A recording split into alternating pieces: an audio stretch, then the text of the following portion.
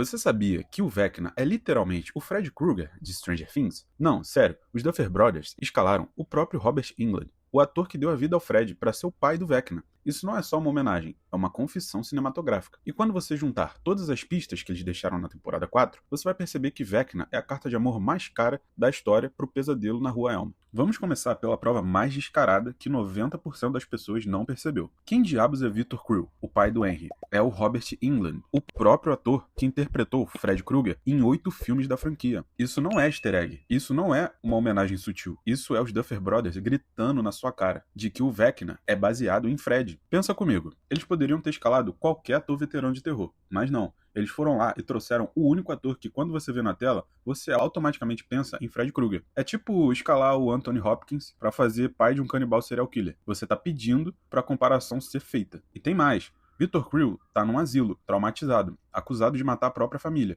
É literalmente o background story invertido do Fred, que foi acusado de matar crianças e foi queimado pelos pais das vítimas. Os Duffer Brothers pegaram o símbolo máximo do Fred e colocaram como a origem do Vecna. Mas se você acha que isso é só casting inteligente, espera até você ouvir o que acontece antes deles atacarem. Por que os vilões sobrenaturais precisam de uma música tema antes de matar? O Fred Krueger tem aquela musiquinha das crianças cantando.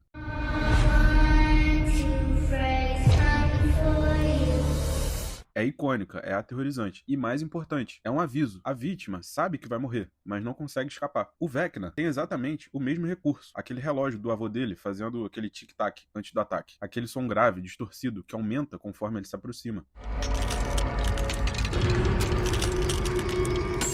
Não é só um som de suspense, é a assinatura sonora do predador. Ambos usam áudio como terrorismo psicológico. Fred canta porque é sádico, brincalhão, quer que você saiba que ele tá vindo. O Vecna usa o relógio porque ele manipula tempo, ele te prende numa memória, num loop mental. E aqui tá o detalhe genial. Ambos podem ser bloqueados por música. Lembra que no Pesadelo 3, a Kristen usa a música para se manter acordada e escapar do Fred? Os Duffer pegaram isso e transformaram em Running Up That Hill, salvando a Max. É o mesmo conceito, música como âncora para a realidade, como proteção contra o predador mental. Mas o que me deixa arrepiado é como eles literalmente se parecem. Fred Krueger foi queimado vivo pelos pais da Elm Street, num ato de justiça vigilante. Pele derretida, vermelha, cicatrizes pelo corpo todo. O Vecna foi queimado quando ele foi enviado para a Dimensão X pela Eleven, lá no laboratório de Hawkins. Resultado, pele necrosada, exposta, grotesca. Mas não para por aí. Ambos têm garras. Fred tem aquela luva icônica com lâminas de metal. O Vecna tem aquelas unhas que crescem do nada e perfuram o crânio das vítimas. É a mesma linguagem visual. Armas corporais, extensão do próprio corpo, transformadas em instrumento de morte. E olha esse detalhe. Olha, eu sei que você tá querendo saber que detalhe é esse. Mas se liga nessa oportunidade incrível. Sabe aquela vontade de assistir um filme deitado na cama,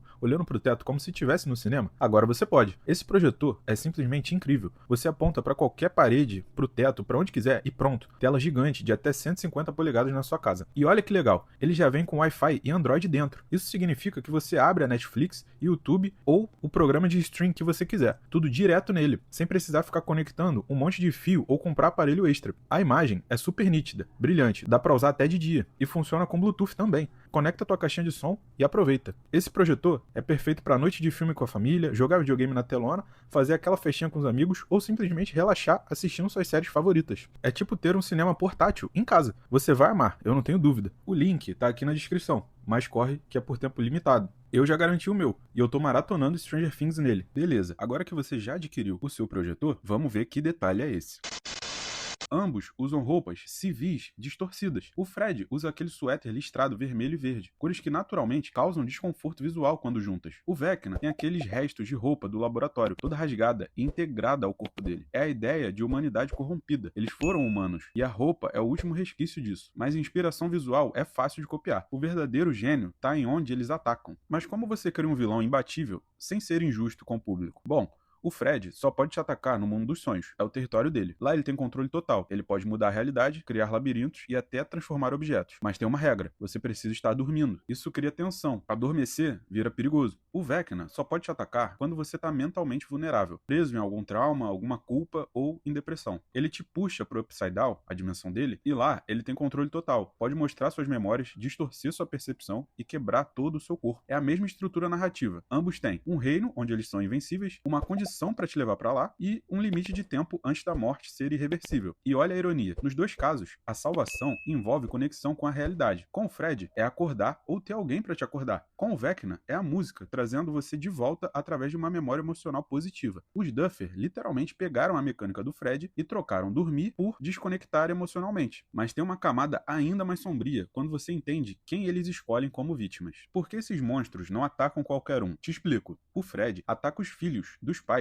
que mataram ele. É vingança geracional. As vítimas carregam a culpa dos pecados dos pais, mesmo sem saber. Nancy, Glenn e Tina, todos têm pais que participaram da queima do Fred. O Vecna ataca adolescentes traumatizados. A Chrissy, com bulimia e abuso familiar. O Fred, com culpa de um acidente fatal. E a Max, com culpa pela morte do Billy e depressão profunda. O Patrick, com abuso do pai. Ambos são predadores que escolhem vítimas psicologicamente vulneráveis. O Fred explora a culpa herdada. O Vecna explora a culpa internalizada. E tem mais. Ambos fazem as vítimas reviverem seus traumas antes de serem mortas. O Fred mostra os pesadelos personalizados. O Vecna te prende numa memória e força você a reviver o pior momento da sua vida, em loop. Mas qual que é a diferença? O Fred é a vingança. O Vecna é a filosofia distorcida. Ele acredita que está libertando as vítimas do sofrimento. E quando você junta tudo isso, uma coisa fica clara. Os Duffer, eles não estavam tentando esconder isso. Eles queriam realmente que você fizesse essa conexão. Escalar o Robert Englund não foi acidente. Foi declaração das intenções deles. Eles pegaram o vilão mais icônico dos anos 80, a era que Stranger Things vive homenageando, e perguntaram como seria o Fred Krueger se ele fosse criado em 2022. E a resposta é Vecna, um predador que em vez de atacar no sono, ataca na mente, que em vez de punir pelos pecados dos pais, pune pela própria incapacidade de processar trauma. É Fred Krueger atualizado para a era da saúde mental, dos transtornos de ansiedade e da terapia normalizada. Fred era o medo de dormir, algo inevitável, incontrolável. O Vecna é o medo dos próprios pensamentos, algo ainda mais inevitável e incontrolável. É a evolução perfeita do conceito. E Robert Englund no elenco é os Duffer Brothers assinando a carta de amor, percebe? Então sim, o Vecna é Fred Krueger. E isso não é uma crítica, é algo genial, de verdade. E já que a gente tá falando em referências descaradas, você já parou pra pensar que a Eleven é basicamente a Carrie Wright com final feliz? Sério, tem cenas de Stranger Things que parecem que o Stephen King deveria receber alguma coisa por conta dessas cenas, cara, porque eles referenciam demais isso. Mas deixa aí nos comentários, qual outra referência de Stranger Things você acha que é descarada desse jeito? Aposto que tem pelo menos 5 que você não percebeu. Eu vou ficando por aqui e te aguardo no próximo vídeo. Valeu, galera. Até o próximo pesadelo.